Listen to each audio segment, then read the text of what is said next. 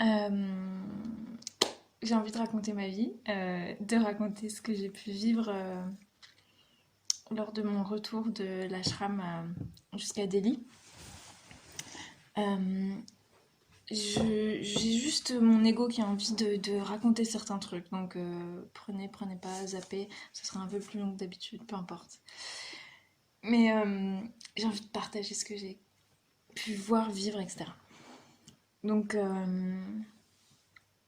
c'est l'épisode où j'étais à l'ashram, donc au centre spirituel, au centre de yoga de Rikapit.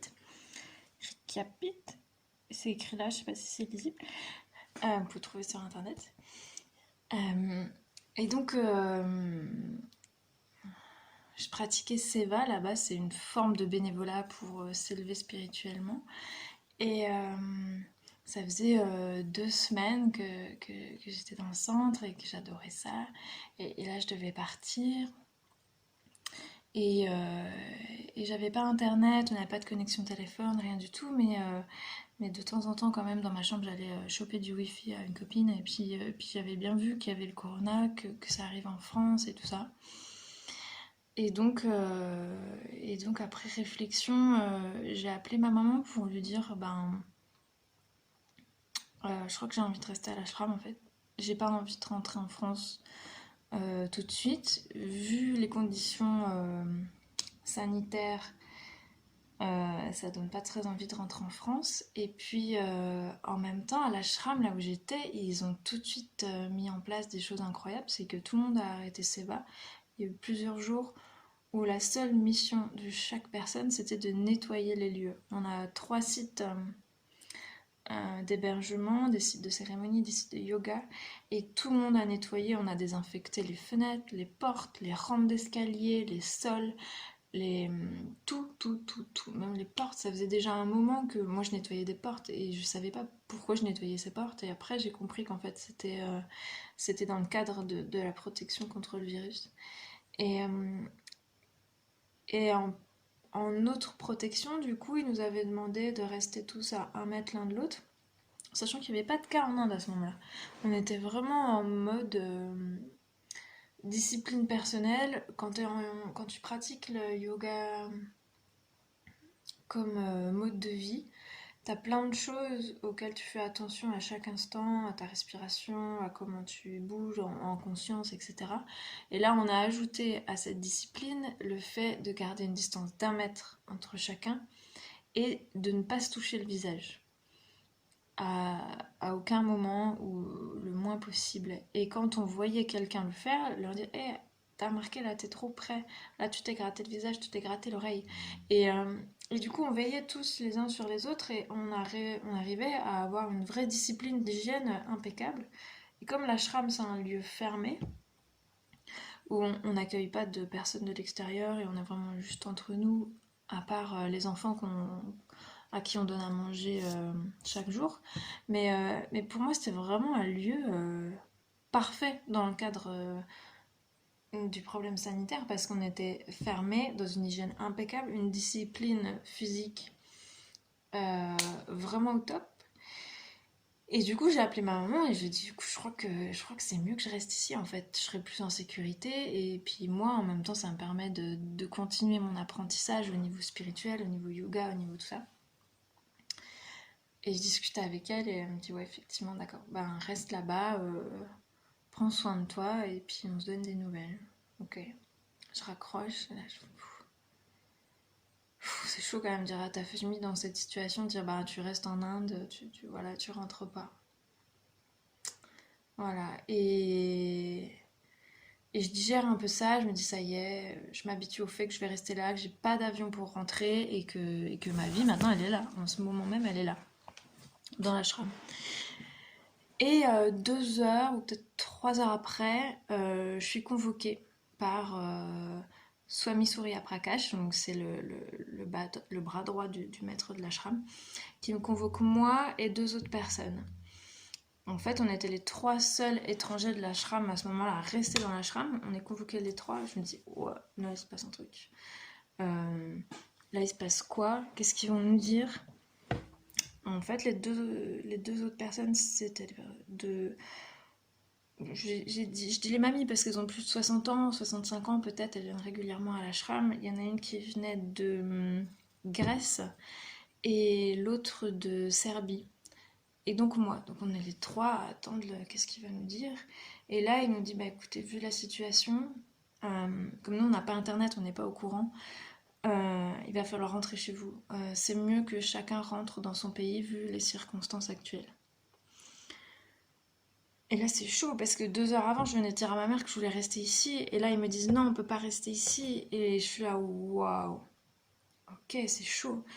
Et je comprenais leur message parce que si jamais il y avait un problème en Inde ou même pire dans l'ashram, je crois pas que j'aurais voulu être soignée dans un hôpital indien. C'est dommage à dire, mais j'étais persuadée d'être mieux soignée en France. Du coup, je dis ok, je vais rentrer. Les deux autres nanas, elles avaient un vol prévu 4 jours après, enfin le week-end qui arrivait.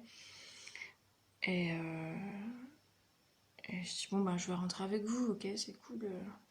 Je vais voir les trains, je vais voir tout ça, je vais voir s'il y a besoin. Et alors j'essaie de pas transformer parce que ma mémoire, des fois, me fait des détours. Ah oui, et comme je sais qu'il y a beaucoup de cas en France à ce moment-là, dans l'Est, là où je voulais rentrer, euh, je sais pas trop ce que je dois faire. Je dois quitter l'Inde, mais j'ai pas envie d'aller en France là où il y a beaucoup de cas. Du coup, je décide d'appeler l'ambassade française. Alors ça c'est chaud parce que je me dis bon l'ambassade pour moi c'est gouvernemental, c'est pour moi les ambassades c'est des belles maisons, des trucs hyper importants, hyper waouh, j'ai jamais eu accès à une ambassade. Et là je l'appelle, je suis bonjour, je suis en Inde, qu'est-ce que je dois faire? Est-ce que je dois rentrer en France? Et là, la dame, avec la même voix aussi fébrile, me dit je sais pas, rappelez dans 1 heure. Ok. Je suis là, what? Ok, what the fuck? Et j'appelle 1 heure après, je tombe sur quelqu'un d'autre qui me dit oui, oui, ça serait bien de rentrer. Et c'est tout, pas plus d'infos, on sait rien de plus, on sait pas, ils sont aussi paumés que moi. Et ça serait bien de rentrer. Bon, donc je décide de rentrer avec mes deux collègues vers l'Europe le week-end d'après. Et chaque jour, on avait une nouvelle information. Je crois que c'est le lendemain, j'apprends que la France est fermée, que la France commence le confinement et que c'est très compliqué de rentrer en France et qu'il y a des problèmes et tout ça. Je suis ok, là c'est chaud, je rappelle l'ambassade. Là ils sont très clairs, ils me disent qu'il faut rentrer tout de suite parce que la plupart des hôtels indiens refusent les Européens, en particulier les Français, pour dormir, les restaurants aussi. Donc si je restais en Inde, j'aurais pas eu de lieu où aller dormir ou manger. Donc il fallait vraiment que je rentre en France pour ces raisons-là. Et, euh, et voilà, donc je dis à mes deux acolytes européennes, bon ben moi je rentre tout de suite, il faut aller à Delhi, donc je vais prendre le premier train qui va à Delhi pour aller à l'aéroport. Et je fonce quoi. Donc là il faut trouver internet. Enfin, tout est galère quand t'es en Inde. Parce qu'il faut trouver internet, il faut trouver une agence qui te réserve un train, il faut trouver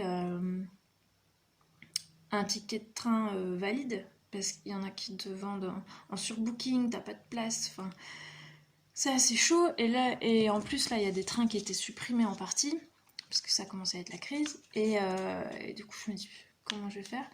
Le mec de l'agence me dit, ok, il y a un train dans 1 heure. Là, mon cerveau, il bug à un moment, il fait dans 1 heure, mais j'ai rien de prêt, tu vois. Ça fait 1 mois que je suis là, j'ai des affaires partout, j'ai dit au revoir à personne. Enfin, dans 1 heure, il y a un train. Bon, ok, je dis deal, vas-y, réserve, faut que je rentre, c'est parti. Je le dis à mes deux acolytes, elle me dit non, non, nous on y va ce week-end. Bon, ok, je commence à faire mon sac, je range, on réserve un tuk-tuk pour aller à la gare. Et tout ça va très très vite. Enfin, 1 heure pour faire son sac et partir, trouver un tuk-tuk, c'est vraiment rien du tout. C'est speed de chez speed, c'est la folie. J'écris une carte rapidement pour Swami Satsanghi, pour passer un message de personnes qui voulaient la voir, etc. Et je fais ça tout très très vite. Je donne un cadeau à la nana que je kiffais, on me donne une bague pour me donner de la force. On me donne J'ai adoré ça. On me donne un jouet pour faire des bulles, là, pour combattre le virus. Et je suis là, ouais, c'est cool. Quand je serai dans l'aéroport, je ferai mes bulles, je serai protégée, il n'y a pas de problème. J'ai mon gel hydroalcoolique dans la poche, j'ai mon masque. Et, euh, et les deux acolytes disent finalement, on vient avec toi, c'est parti. Je les aide à faire leur sac, on les porte, tac, tac, tac. On court dans le tuk-tuk. Ok, ben c'est parti, on va partir de là. C'est bizarre comme ça me brise le cœur de quitter cet endroit qui va me manquer, mais c'est trop beau.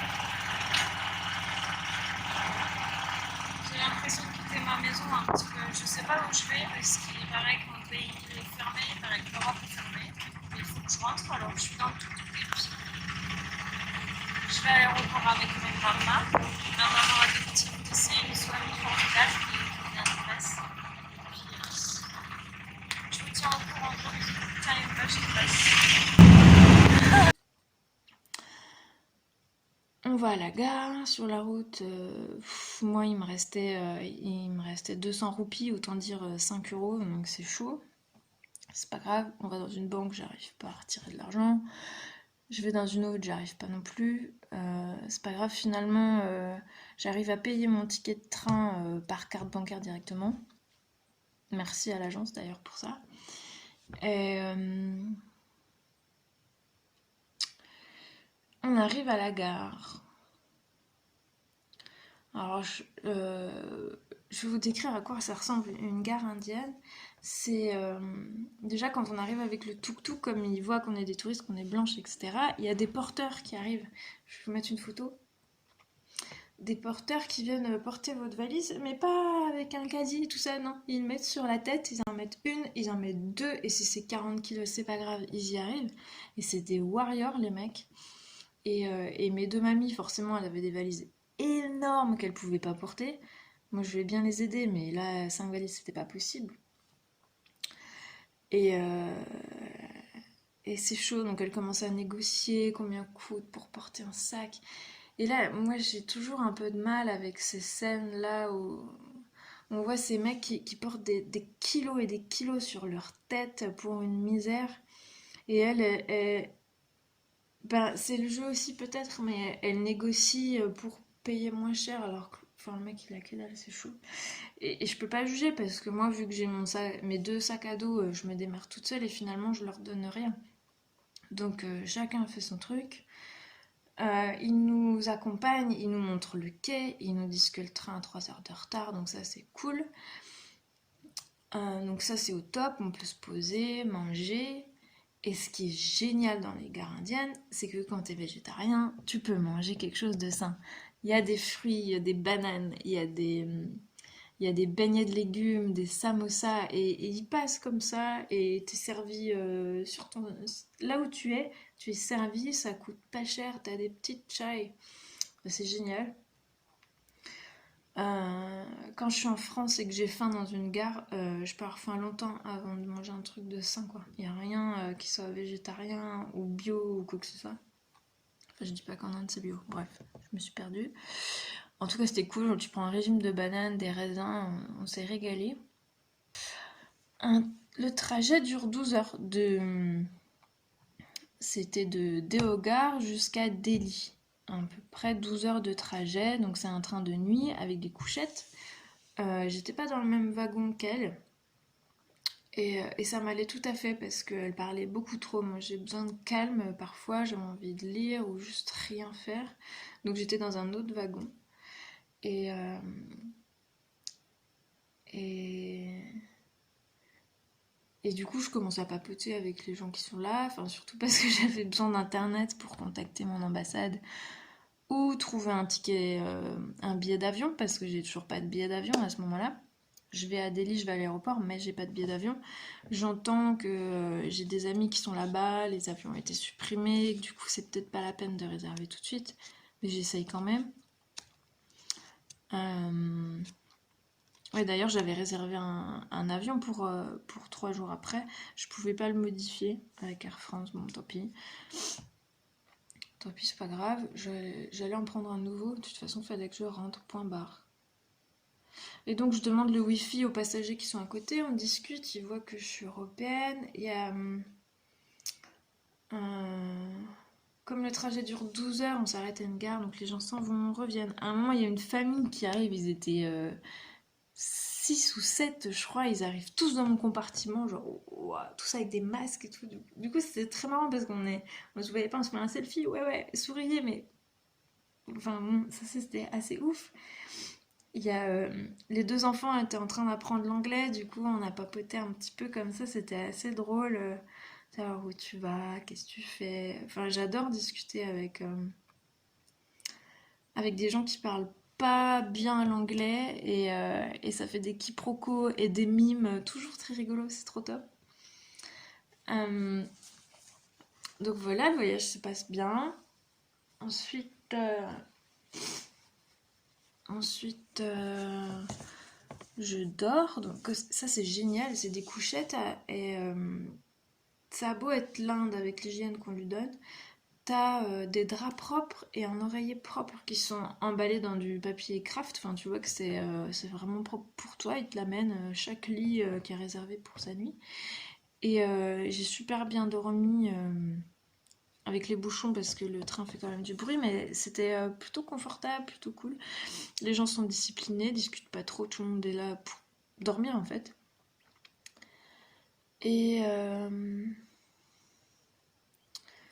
donc on dort, on apprend que le train a un peu de retard, bon voilà.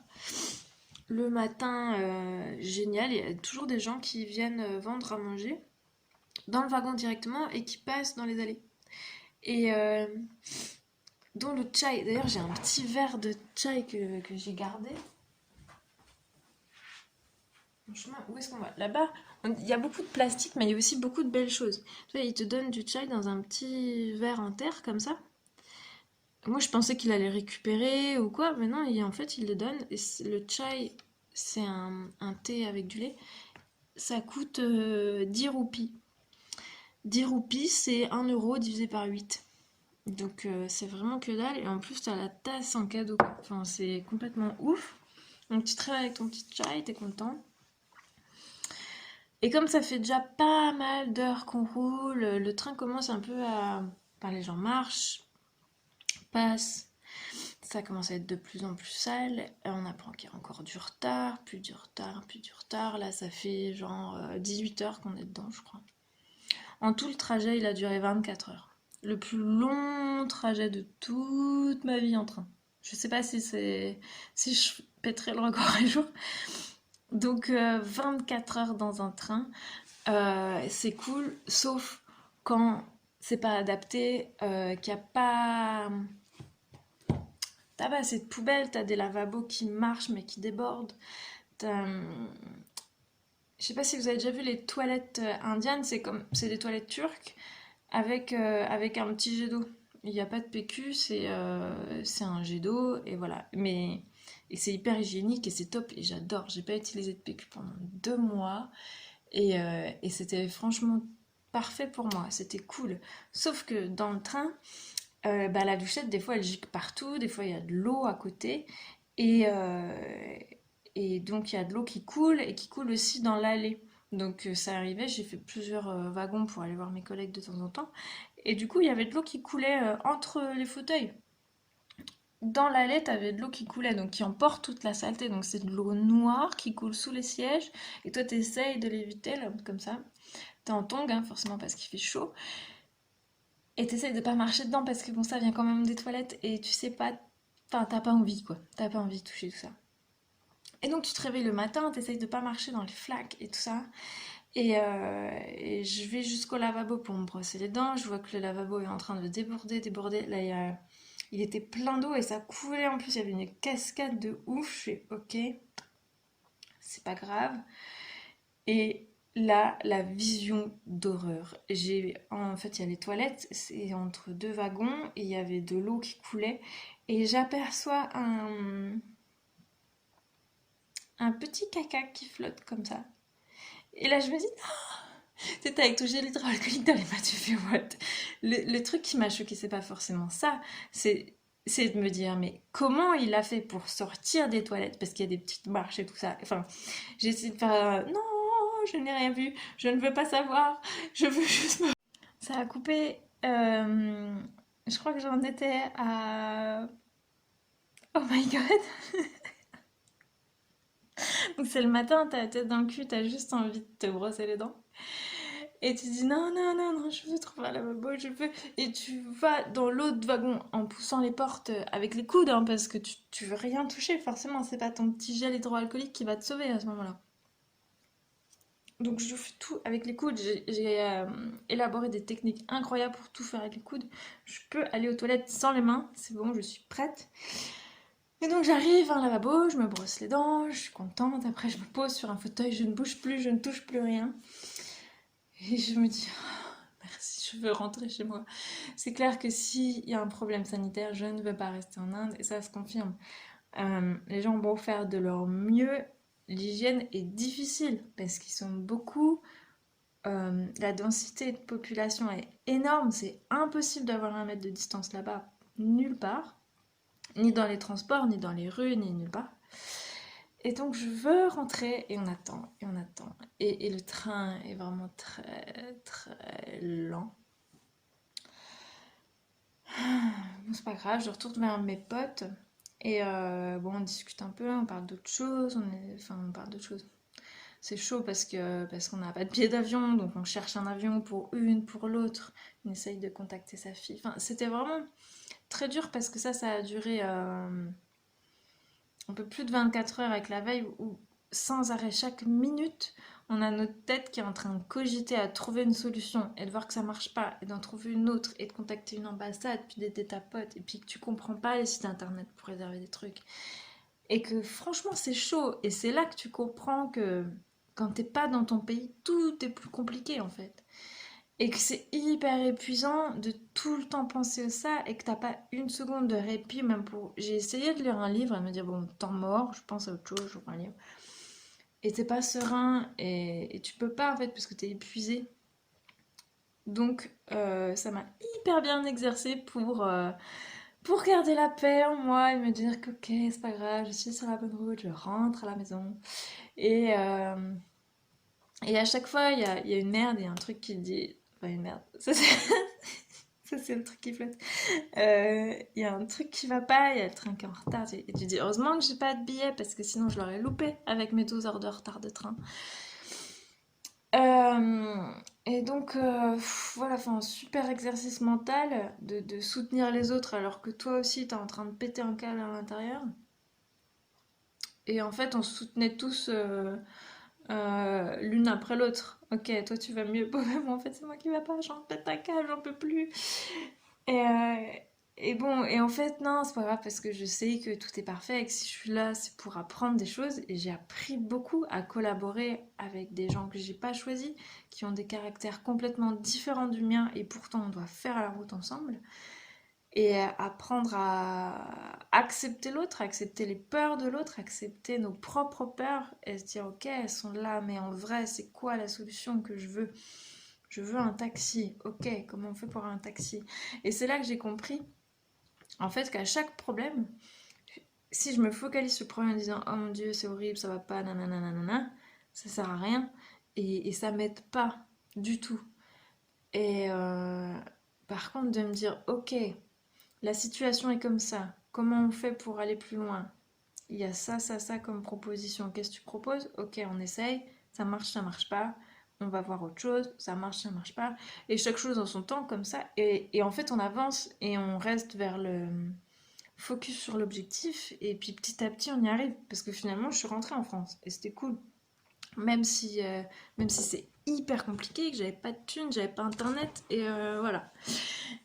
Et finalement, ben, tout s'est bien passé.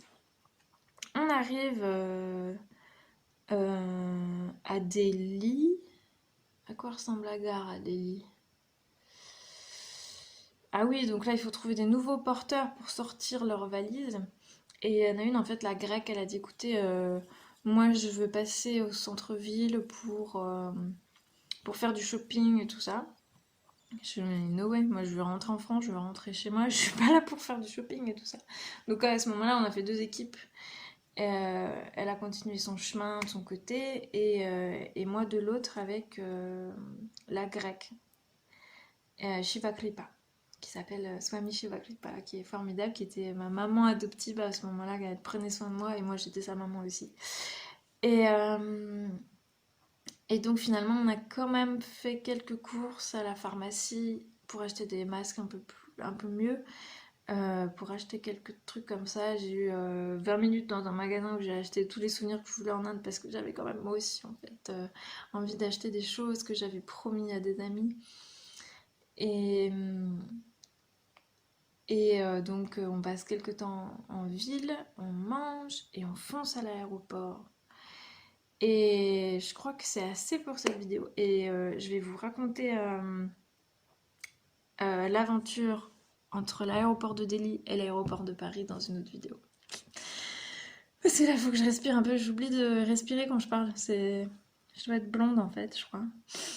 Mais j'espère que ça vous a plu. Et dites-moi, vous, est-ce que vous avez déjà vu des choses hors de le contexte qui choquent comme ça? Est-ce que ça vous a fait rire? Est-ce que ça vous a fait kiffer? Est-ce que ça vous a donné envie d'aller prendre le train en Inde?